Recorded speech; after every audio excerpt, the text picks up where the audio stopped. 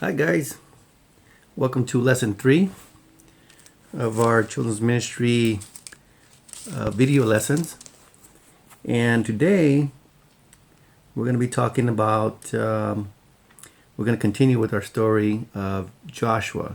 If you remember two lessons ago, the first lesson, we talked about Moses and how he brought the children of Israel from captivity in Egypt into the promised land, or I should say the wilderness first.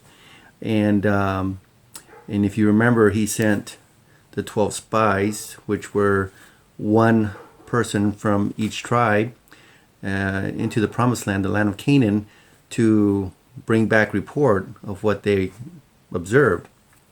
And if you remember, 10 of the spies had negative reports. They came back with very different reports than Joshua and Caleb did.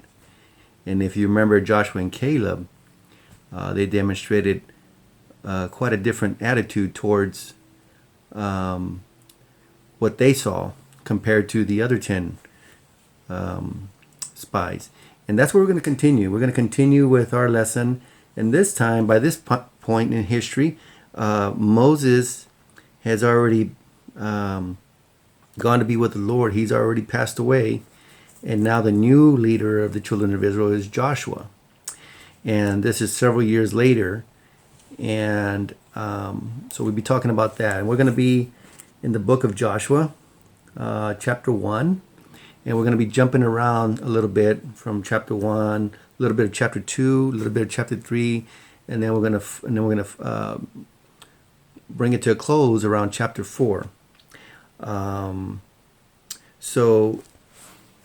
But before we do that, I want to give you and your parents an opportunity to put it on pause, as we did last week. We're going to put it on pause, and then we're going to take about 5 to 10 minutes to pray. And then just pray for the message. Pray that you'll be able to understand the message. Pray about the things that are going on in the world, things that are going on in your family, things that need to be brought up and lifted up to God. Okay, those are a perfect opportunity. So I'll let you put it on pause, and then I'll give you about 5 seconds to do that, and then we're going to continue with our lesson. So go ahead and put it on pause, and then you'll have time to pray, and then we'll come back to that.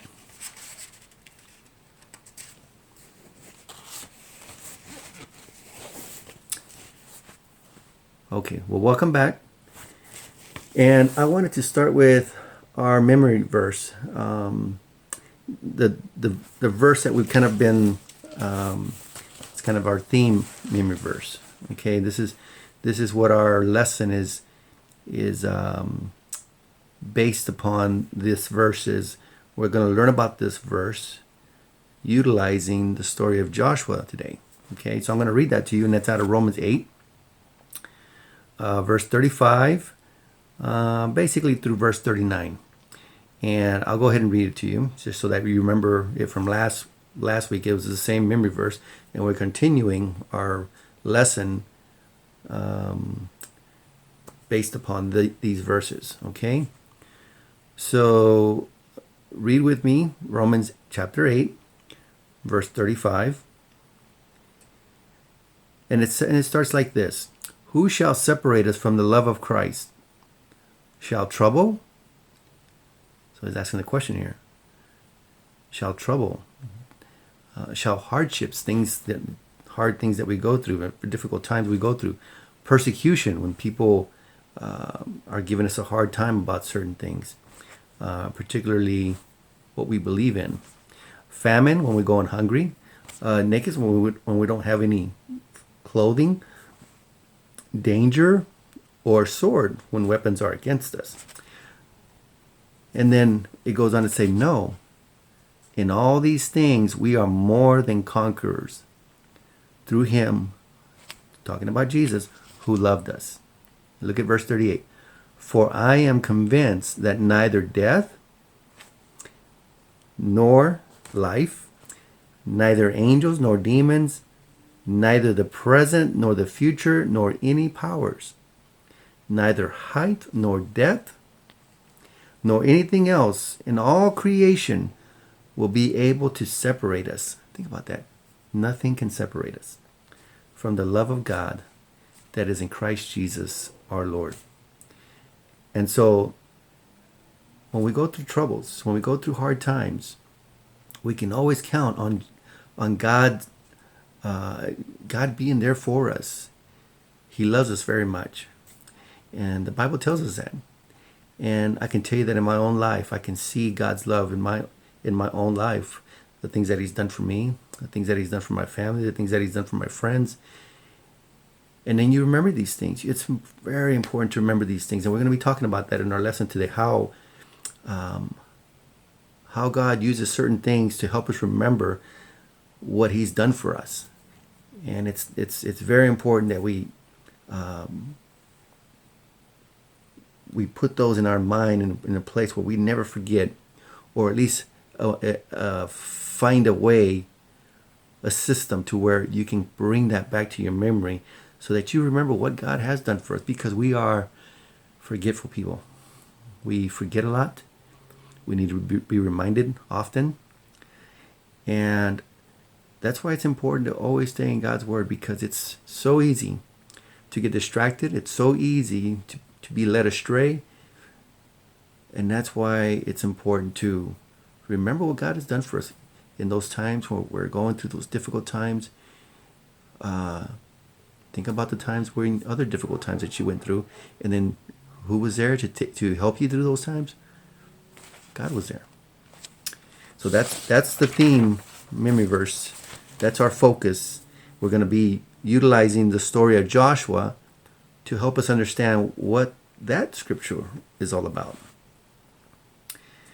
So think about some stories that you might have heard from somebody else. Maybe it was your mother, your father, your brother, your sister, your cousin. Maybe it was a story you heard from your Sunday school teacher of a time when that they had gone through something and then God had helped them through it, right? It's part of our testimony. One day, and you can even say that now, because it's never too young to be for God to do miracles in a person's life, for God to help a person, even a child. You're never too young and you're never too old for God to work in somebody's life. So you may have a story where God has helped you. Think about some of those things. Think about somebody else's story that they've told you before and said, I remember a time when I went through this and I didn't think anything could help me out of it. And then, but God, right? But God did something. He helped me out of that.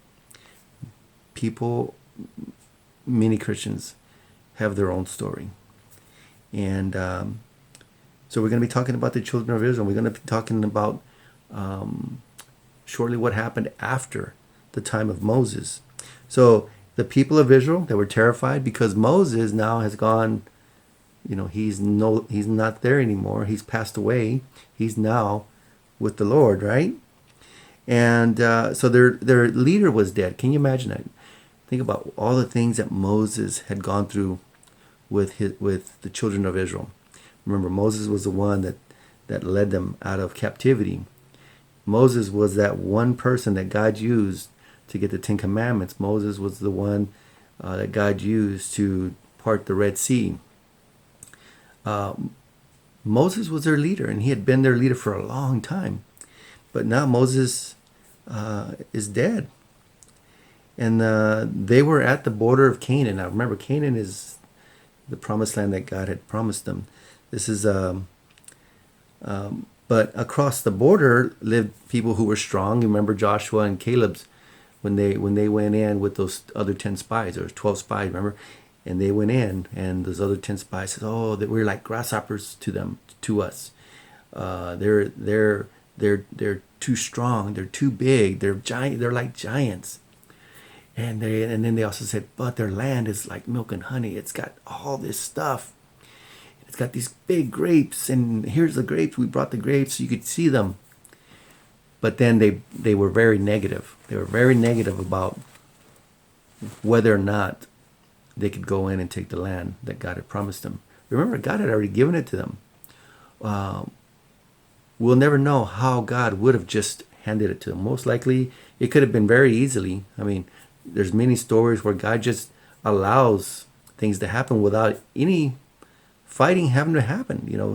We don't know how God would have done it, but because of their lack of faith, they weren't able to enter the promised land for 40 years. Okay, so that's where we're at now. We're years later now. And right across the border there, right where their camps were, on the other side of the Jordan River, that's what kept them. That's the border between them and the land of Canaan. And this river was a roaring river with, it's deep, and it was, if you've ever been through a river that goes through a valley, there's like these big, there's strong currents, and then it can be dangerous. If you've ever gone to the rivers up here in our neck of the woods, you understand that it's very powerful and it can be very dangerous. So the people could have remembered many wonderful things about what God had done for them. You see, God had helped them escape. If you remember, they helped them escape from the slavery in Egypt. And they could have remembered that. And after their escape, he had guided them and provided all the food and water they needed for 40 years. For those 40 years. And no matter how things looked or how they felt, the people felt, God had a plan to take care of the Israelites. The children of Israel, he had a plan. And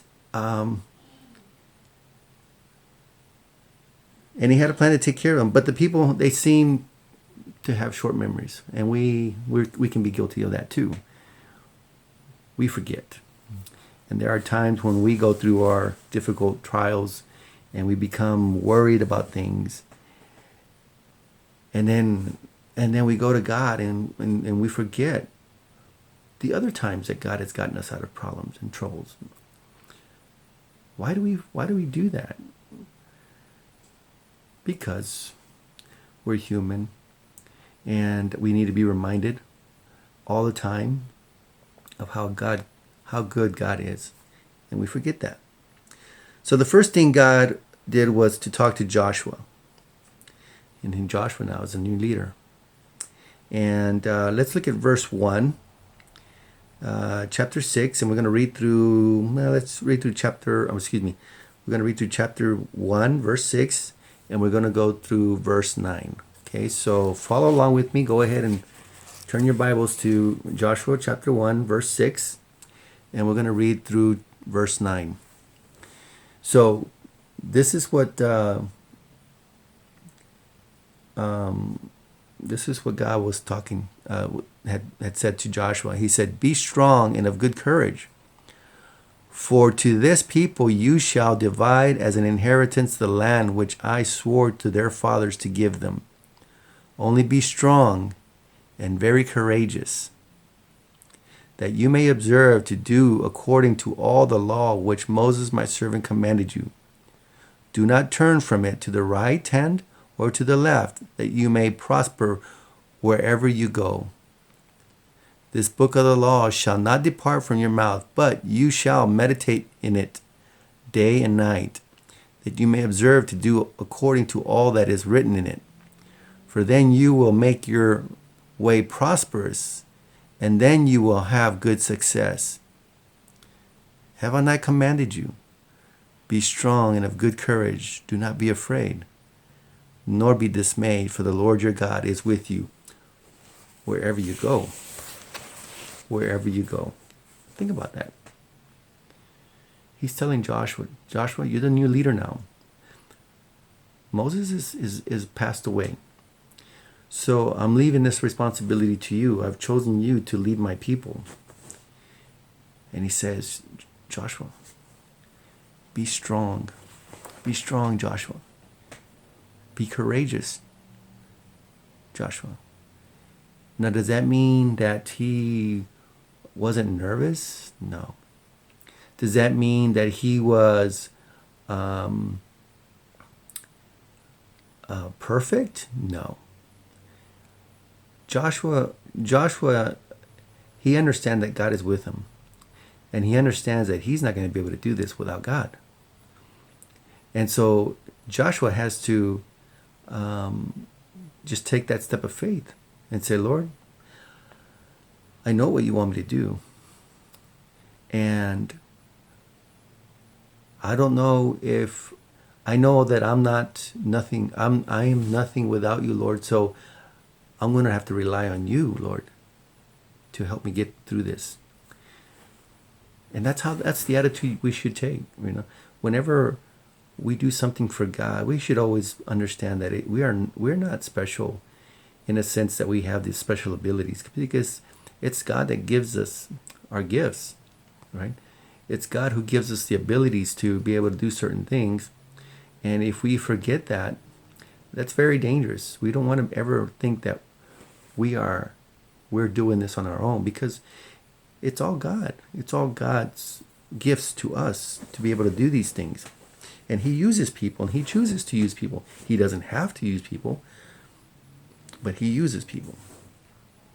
So 3 times in the same conversation, if you think about it, 3 times he said God told Joshua to be strong and courageous. Whenever you feel like you can't, Joshua, stop. And he says, be strong. Be strong. And then I want you to take that step, Joshua. Take that step. It's going to take courage to take that step. So what do? We take that step, just like Joshua did. Whenever things are going tough, whenever things are going in a difficult way, we have to be strong and courageous, and trust that God is in control of these things. Just like we are going through difficult times right now. Everybody's locked up in their houses, and we can't meet at church, and this is why we're doing the video, right? Because things are very in my lifetime, I've never experienced anything like this. But that's okay, because I understand that this was no surprise to God. And I understand that whatever we go through with God, we get through with God. And that's important to remember too. So why do you think God kept repeating that though? Why do you think he kept telling Joshua, don't only be strong, Joshua. Don't only be strong, but I want you to be courageous. Be strong and courageous, Joshua. So the Israelites were in danger. They're in danger. They're going to be in danger from the people of Canaan, and from the flooded river. The Jordan River is flooded, and it's deep, and it's flowing very fast, and they got to cross over the Jordan to get to the land of Canaan. But Joshua knew that God could help them. He knew. Think about what God did for Moses when the Egyptian army was after them, and they got to the Red Sea, and there's nowhere else to go. And then God parted the Red Sea,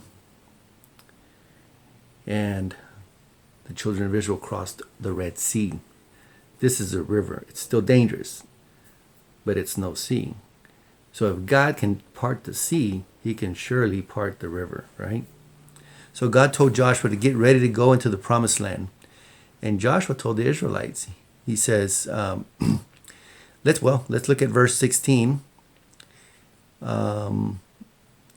Because Joshua did tell the Israelites what God had told them, that to get ready, because they're going to go into the promised land. Let's look at chapter 1, in Joshua chapter 1, verse 16. And it says, so they answered Joshua, saying, all that you command us we will do, and wherever you send us, we will go. Isn't it interesting? Do you remember back when Moses sent the 12 spies? It's only Joshua and Caleb that said, let's go. We can do this. With God, we can do anything. He's given us the land. Let's go, guys. We can do this. And the other 10 spies said, oh, no, we're scared. Those men were giants, and they had these huge walls. We can't do it. Are you crazy? We're not going to do it. And so everybody became afraid because those 10 chose not to believe in God, not to trust in God. Even after all that God had did for them, they chose not to. But Joshua and Caleb said, if God is for us, who can be against us? Right? If God is for us, who can be against us?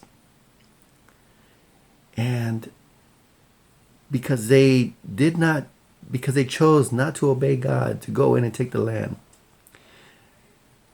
they suffered the consequences of not believing. And what happened? They ended up being in the 40 more years in the wilderness. But look at the difference now. Look what they say now. They learned from their lesson. It sounds like they learned from their lesson. At least at this moment in time, they learned from their lesson. And they said, oops, where am I? Okay. So they answered Joshua saying, all that you command us, we will do. And wherever you send us, we will go. What a big difference that is, right? They're learning from their mistakes. And you got to remember, Joshua's the new leader. So, but they also don't want to make the same mistake they made last time. So no, if the Lord is telling us to go, we need to obey him. We need to go. We can't make the same mistake again. Look what happened to our ancestors 40 years ago when they chose not to go. Joshua, if you say, because you're our leader, and if God is telling you to go, for us to go, we're going to go, Joshua. We're with you. Isn't it nice to be united? Isn't it nice to be a team with the same goal, with the same mindset? That's a beautiful thing to see. And that's how we should all be as believers. We should all be in the same, have the same goal in mind. So here we have it. They promised to obey Joshua. Then they told him to be. Then they told him to be strong and courageous, just like God had told him to be. And now the Israelites had to get across the river. So the leaders of the people went through the camp, telling the people to get ready to follow the priest carrying the Ark of the Covenant. Now the Ark of the Covenant, remember, it was a wooden chest, and it was covered with gold. And inside the chest were several special items, and including 2 stone tablets and these on stone tablets, the 10 Commandments were written, if you remember. And the Ark was a reminder to the people that God was with them. And the people knew God expected them to cross the river. But they still didn't know how they were going to do that. Remember, this river is deep. This river is running fast. And there's, it can be very dangerous. So they still got to figure out how they're going to cross the river. And maybe some of them didn't know how to swim. We don't know.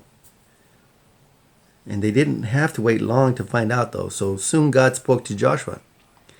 And God said to Joshua, today I will show everyone that I am with you just as I was with Moses. So today God's going to demonstrate that their new leader is in fact walking with God and obeying God. How's he going to do that? Let's go to chapter 3 and verse 8. So read along with me. He says, you shall command the priest who bear the Ark of the Covenant, saying, when you have come to the edge of the water of the Jordan, you shall stand in the Jordan. Excuse me. So God explained the whole plan to Joshua. Then Joshua explained the plan to the children of Israel. So let's look at verse 10. What reason did Joshua give for God doing this miracle? Let's look at verse 10. Chapter 3, verse 10, and then we're going to read chapter verse 13 as well. And let's read that together. And Joshua said, by this you shall know, lost my place. By this you shall know that the living God is among you, and that he will without fail drive out from before you the Canaanites and the Hittites and the Hivites and the Perizzites and the Girgashites and the Amorites and the Jebusites. Behold, the ark of the covenant of the Lord of all the earth is crossing over before you into the Jordan. Now therefore take for yourselves 12 men from the tribes of Israel, 1 man from every tribe, and in it you shall come to pass, as soon as the soles of the feet of the priests who bear the ark of the Lord of all the earth, shall rest in the waters of the Jordan, that the water of the Jordan shall be cut off, the waters that come down from upstream, and they shall stand as a heap. Wow. So God wanted them to know that he was with them and that he really had the power to give them the land he had promised. And it says that when in verse 13, the people packed up everything they had, lined up for the march across the river. And the priest carrying the Ark of the Covenant walked right up to the flooded water. And they stepped into the river. They stepped into the river of the rushing water, and suddenly the river stopped flowing. Imagine that. So you remember the priests were the only ones that could carry the Ark of the Covenant. That was a very special instruction that God had given. And that was their very special duty to do. Nobody else could carry the Ark of the Covenant because it was holy. And they were to have reverence for the Ark of the Covenant. Because it represented the presence of God, right? And they were to have lots of reverence and respect, and for the Ark of the Covenant. So the priests were supposed to walk into the river, and something very interesting happened. Suddenly, the river stopped flowing. It piled up in a heap several miles upstream, just like Joshua said it would. And the riverbed was dry. Can you imagine that? If you've ever been to a river, you walk up to the river and you can see it flowing, all that water just going really fast, and then you get into it and you can feel it kind of like wanting to carry you. Well, the Ark of the Covenant, the priest step into the water, and all of a sudden the water just stops. And then there's no more water. Before you know it, the water that went by continues to go, and the water that was coming is no longer there. And then all you have is this dry riverbed. And you can see all the rocks that are in it. You can see everything that was in it. And it's dry. It's dry. It doesn't even say that the water was still, that it was muddy. It just says it was dry.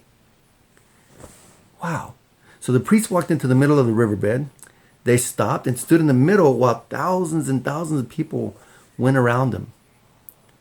A flood of people crossing the dry riverbed, just like in the days of Moses. Can you imagine that? So some of these people weren't even alive back when that miracle happened. Remember, this is 40 years later, so some of them were just kids when that happened. But some of them weren't even born, so now they get to see it for themselves, how God works, how God did that. So when all the people were safely across the river, Joshua and 12 other men, one from each tribe of Israel, went back to where the priest stood with the ark. And God had one more thing for them to do. The 12 men each took a large stone from the dry riverbed. And they picked up the stones, and Joshua and the other stood at the riverbank. And Joshua called the priests, "Come ashore." And as soon as the priest stepped out of the riverbed, the water came rushing down in a raging flood again. But everybody was across already. Everybody got across safely. So the Israelites got across the river safely, and then they saw that God was with them and was taking care of them in an amazing way. They took that step of faith. Remember what they told Joshua? Wherever you lead us, we're going to go. We're going to follow. There was no doubting. There was no doubting this time. And I think that's important because there are going to be times when you're going to have to just believe in God, because there's nothing in your power to be able to do anything about it. There are going to be times in our lives when we're going to go through stuff that is so hard to see any way out of. And you're going to wonder, is there any hope? Is there any way to get past this? And then you have nowhere to reach. You have no one to help you out. You have no one. It's out of your control. It's out of your power to do anything about it.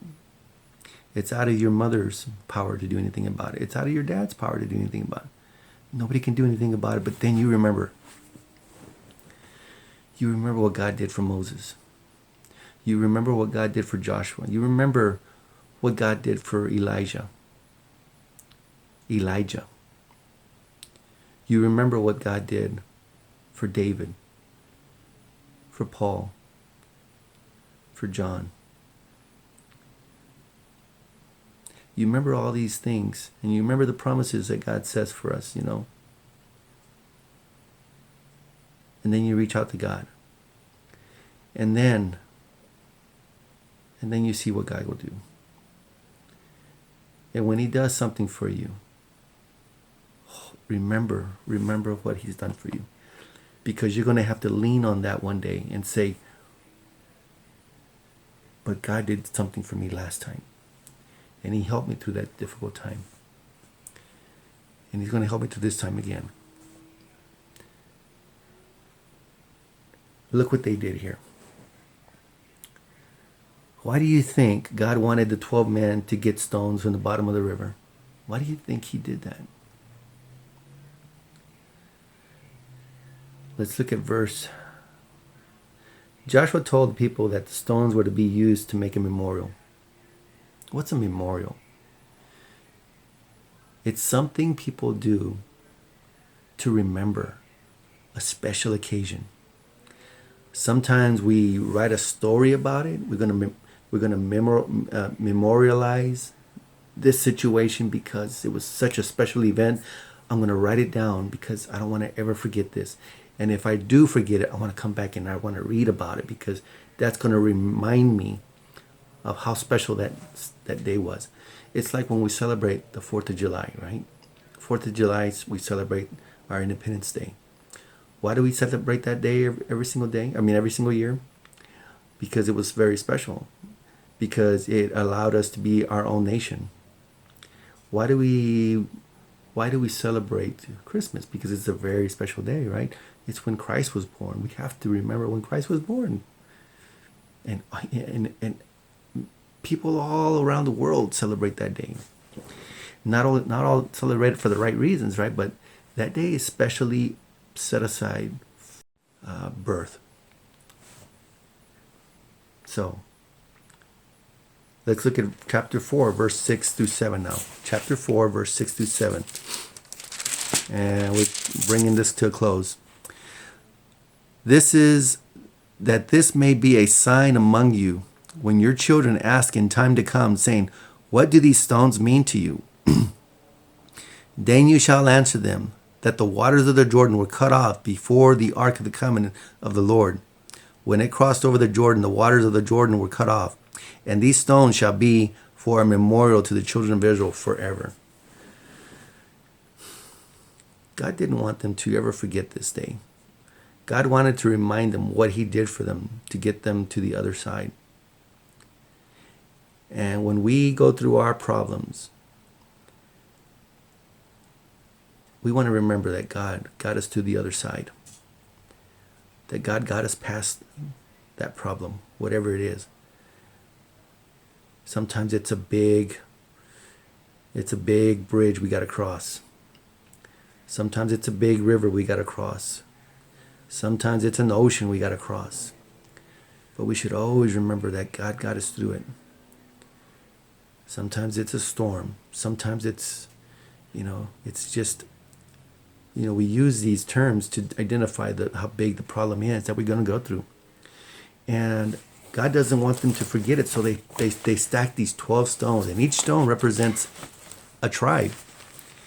And so if anybody ever goes by there they can always come back and says, oh, let me tell you a story about why those 12 stones are there. That you can rely on God, that you can trust him, that you can, because on that day when we were supposed to cross, he made a way for us.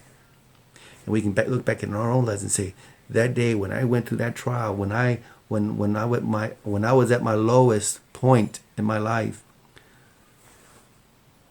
God got me through that. How do we memorialize that? How do we remember that so we don't forget, so that when we have another circumstance that we have to cross, another circumstance, another trial that we have to go through, another hard time in our life that we have to go through, because there's always going to be another hard time and another hard time. We remember the ones that he's gotten us past. We remember those because it's important to remember those. Not only is it important to have something to remind the people of their children of God's guidance and power, but Joshua also later said God did this so that everyone might know that he is powerful and that he is in control. We see what's going on today. We see that people are going to be losing their jobs. People are going to be going hungry. There are hard times ahead of us. And this is one of those times we're going to look back at this time and we're going to say, yeah, that was hard, but God got us through it. Do you think God knew that this was going to happen? Yeah, he knew this was going to happen. And if he knew this was going to happen, he's already got a plan to get us out of this. And there are going to be some lessons to learn from this. And we just have to remember those lessons. And we have to remember it in a way that we don't ever forget it. And then you have to teach your kids that lesson, what God got us through in those difficult times. And last lesson, I asked everybody to give God thanks for everything. And that includes in times like this. We don't